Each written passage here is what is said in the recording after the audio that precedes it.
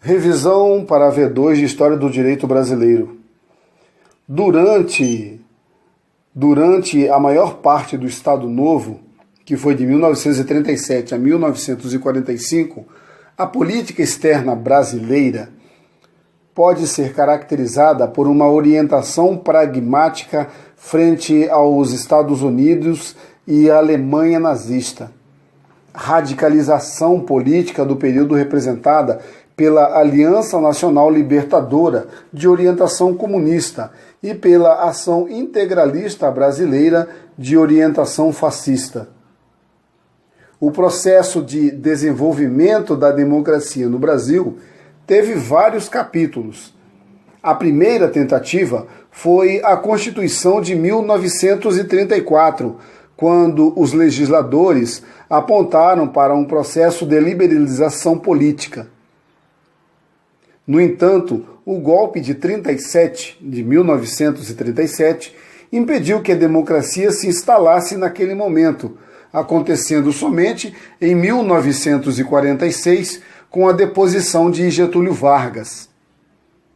Também em 1946 foi promulgada a Constituição Liberal, que garantia legalmente a democracia, determinando eleições diretas para todos os cargos. Sobre essa questão da estrutura da democracia na Constituição de 1946, há uma peculiaridade. Nas eleições, a partir desta Constituição, os cargos de presidente da República e vice-presidente eram eleitos em eleições em separado, um do outro, podendo ser eleito o presidente de uma chapa e o vice de outra. Vamos retornar ao raciocínio? O processo de desenvolvimento da democracia no Brasil teve vários capítulos. A primeira tentativa foi a Constituição de 1934, quando os legisladores apontaram para um processo de liberalização política.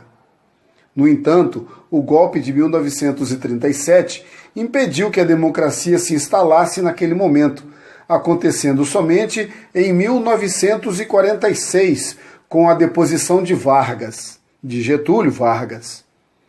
Também em 1946 foi promulgada a Constituição Liberal, que garantia legalmente a democracia, determinando eleições diretas para todos os cargos. Sobre essa questão da estrutura da democracia na Constituição de 1946, há uma peculiaridade. Nas eleições, a partir dessa Constituição, os cargos de presidente da República e vice-presidente eram eleitos em eleições em separado, um do outro, podendo ser eleito o presidente de uma chapa e o vice-presidente da outra. O contexto internacional vivido em 1964, no caso a Guerra Fria, que foi o contexto internacional, influenciou a queda do governo de João Goulart, o Jango, e a chegada dos militares ao poder. Internamente, as medidas de João Goulart provocaram a reação dos militares contra o seu governo, como a oposição aos anseios norte-americanos, as reformas de base, o envolvimento do presidente com associações militares de baixa patente. Relembro que baixa patente é cabo, soldado e sargento. Vamos retornar ao raciocínio? O contexto internacional vivido em 1964, a Guerra Fria, influenciou a queda do governo do presidente João Goulart, o Jango, e a chegada dos militares ao poder. Internamente, as medidas de João Goulart provocaram a reação dos militares contra o seu governo, como a oposição dos anseios norte-americanos, as reformas de base e o envolvimento do presidente com as associações militares de baixa patente. Uma Constituição representa o pacto social realizado entre os membros que compõem o povo e que proporciona a criação ou reformulação do Estado. Costuma-se afirmar que uma Constituição deve expressar a vontade popular. Prestem atenção. Uma Constituição representa o pacto social realizado entre os membros que compõem o povo e que proporciona a criação ou reformulação do Estado. Costuma-se afirmar que uma Constituição deve expressar a vontade popular. A Constituição de 1967 teve mero caráter ideológico, foi usado pelo regime militar da época com o intuito de dotar o regime de aparente legalidade. Vamos falar agora sobre a redemocratização no Brasil, a Constituição de 1988. A Constituição de 1988 não se baseou em uma ideologia única.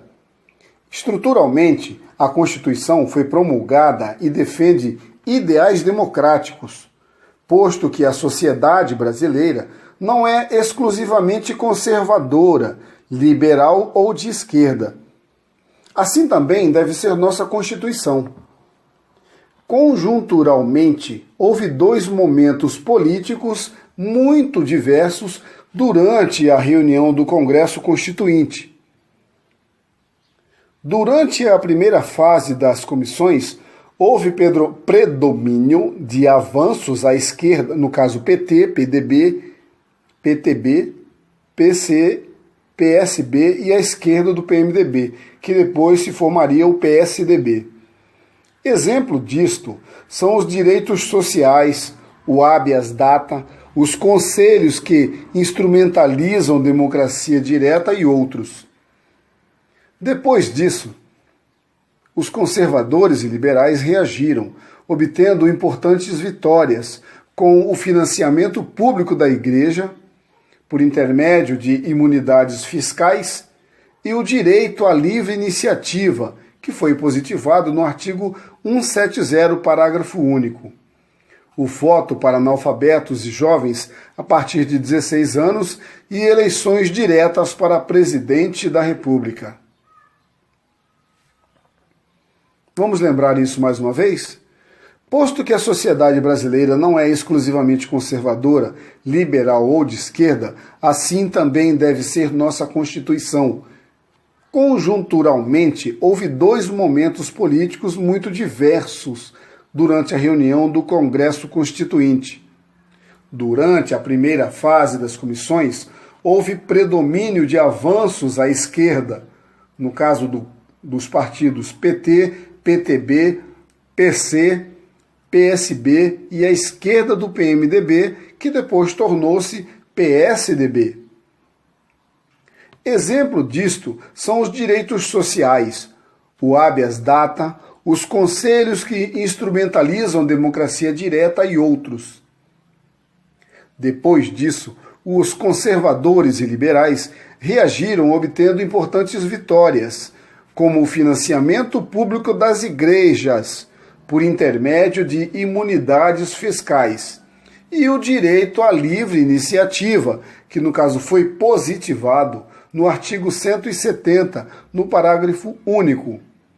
Teve também o voto para analfabetos e jovens a partir de 16 anos e eleições diretas para presidente da República. A Constituição da República de 1988. Ela robusteceu as chamadas normas-princípios, que constituem os preceitos básicos da organização constitucional. Ela definiu os objetivos fundamentais do Estado e orientou a compreensão e interpretação do ordenamento constitucional pelo critério do sistema de direitos fundamentais. Ao enfatizar o postulado da solidariedade social, ela condicionou a autonomia individual em prol do coletivo. Amigos, a importância do entendimento da história do direito brasileiro para a formação acadêmica em um curso de direito se dá pela capacitação em compreender o pensamento jurídico e os ordenamentos brasileiros vigentes como produtos de progressivas construções no tempo e no espaço, a partir da necessidade que cada sociedade histórica tem de solucionar seus problemas e projetar seus ideais de vida, conduta e demonstrar a inquestionável influência recíproca entre direito e história. Ouça os áudios novamente, reflita, relaxe e uma boa prova para